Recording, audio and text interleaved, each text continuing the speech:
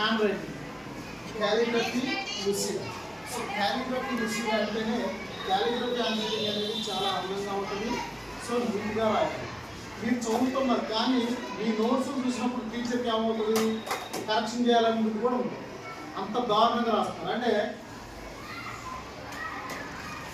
ఏదో రాసి అంతే కదా. సో ఇది ఎలా ఉంది నీట్గా,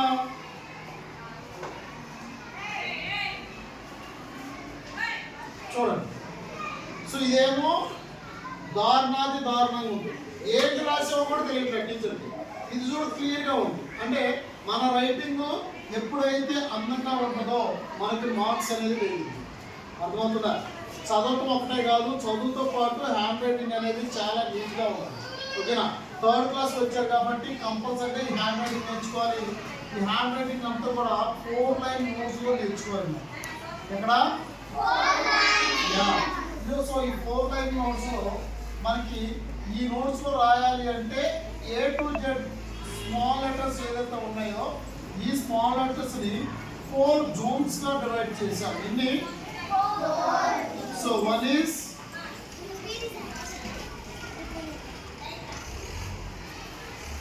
is upper zone, second one is downward zone, middle zone,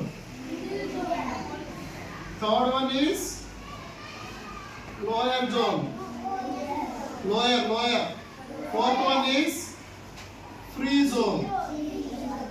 Any? First zone is